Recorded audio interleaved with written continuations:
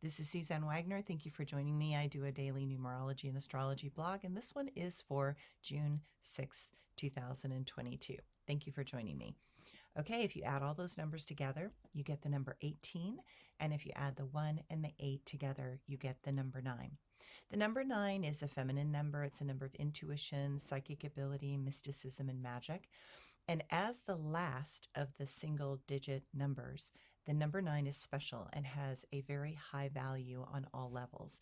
It reminds us that through the culmination of experiences and the evolution of wisdom, that we learn the values of letting things go, beginning again, and the endless loops of time.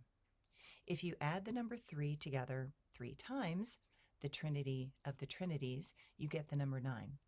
When we look at things from repeated angles of perception, the number 3, we expand the possibilities and understand that the cycles of learning never end. In fact, they increase and magnify. Today, notice if simple answers are what your mind favors and looks for.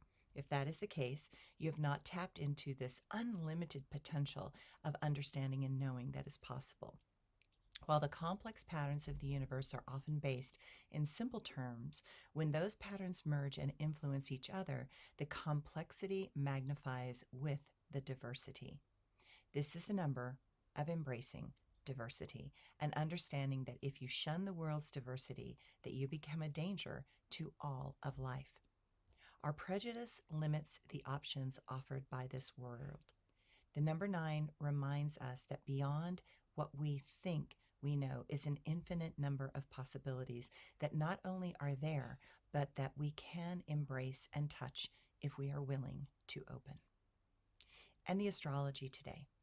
The moon shifts into the detailed sign of Virgo as we sleep, and it will support us in seeing the critical flaws that keep trying to pull us down.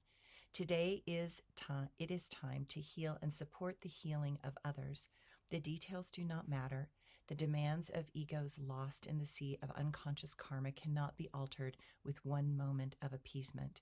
But we can hold others in a light of their untapped potential so that they can have a beacon to follow as they move through their dark path on their choices and karma that they created. People do not need to be fixed. They need to be witnessed. Witnessing them does not fulfill the demands of their ego. The mind insists that love looks one way, but the greatest love is one that holds hope out that people will remove the veils and finally see past their destructive nature and embrace the only universal truth, which is that we are all one.